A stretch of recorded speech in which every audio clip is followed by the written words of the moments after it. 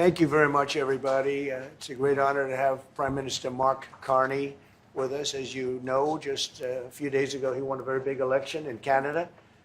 And I think I was probably the greatest thing that happened to him, but I can't take vote credit. His party was losing by a lot, and he ended up winning. So I really want to congratulate him. It was probably one of the greatest comebacks in the history of politics, maybe even greater than mine. You know? But I want to just congratulate you. That was a great election, actually. We were watching it with interest, and I think Canada chose a very talented person, a very good person, because we spoke before the election quite a few times. No, well, I still believe that, but you know, it takes two to tango, right? But no, I do. I mean, I believe it would be a massive tax cut for the Canadian citizens. You get free military, you get tremendous medical cares and other things. There would be a lot of advantages, but it would be a massive tax cut. And it's also a beautiful, you know, as a real estate developer, you know, I'm a real estate developer at heart. When you get rid of that artificially drawn line, somebody drew that line many years ago with like a ruler, just a straight line right across the top of the country. When you look at that beautiful formation when it's together, I'm a very artistic person, but when I looked at that beauty, I said, that's the way it was meant to be. But, you know, I do feel it's much better for Canada. But we're not going to be discussing that unless somebody wants to discuss it. I think that there are tremendous benefits to the Canadian citizens, tremendously lower taxes, free military, which honestly we give you essentially anyway, because we're protecting Canada if you ever had a problem. But I think, it would really be a wonderful marriage because it's two places that get along very well. They like each other a lot.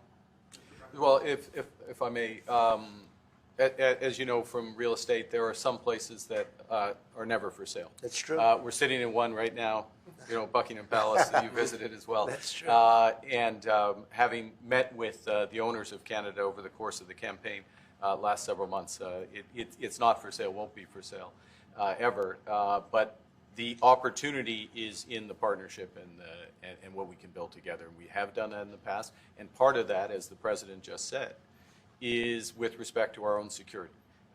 And my government is committed for a step change in our investment in Canadian security and our partnership, and I'll say this as well, that the President has revitalized international security, revitalized NATO, and us playing our full weight in NATO, and that will be part of it. And they have, I must say, Canada is stepping up the military participation because Mark knew, you know, they were low and now they're stepping it up, and that's a very important thing. But never say never. Never say never. He chose a very talented person, a very good person, because we spoke before the election quite a few times. And it's an honor to have you at the White House and the Oval Office. And you see the new and improved Oval Office as it becomes more and more beautiful with love. You know, we handle it with great love. And 24-karat gold, that always helps too, right?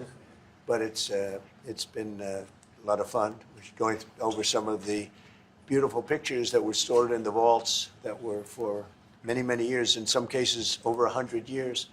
They were stored in vaults of the great presidents, or almost great presidents, all having a reason for being up, every one of them.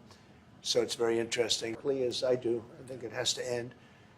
We had some very good news last night. The Houthis have announced that they are not, or they've announced to us at least, that they don't want to fight anymore.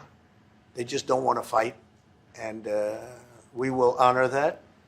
And we will stop the bombings. And they have capitulated, but more importantly, we will take their word. They say they will not be blowing up ships anymore. And that's what the purpose of what we were doing. So that's just news. We just found out about that. So I think that's very, very positive. They were knocking out a lot of ships going, as you know, sailing beautifully down the various seas. It wasn't just the canal. It was a lot of other places. Get aside, then you have to look for financing. You have to get your zoning. You know, 5 years later, you start building. I mean, look. President Obama, and if he wanted help, I'd give him help because I'm a really good builder and I build on time, on budget. He's building his library in Chicago. It's a disaster. and he said something to the effect, I only want DEI, I only want woke. He wants woke people to build it. Well, he got woke people, and they have massive cost overruns. The job is stopped.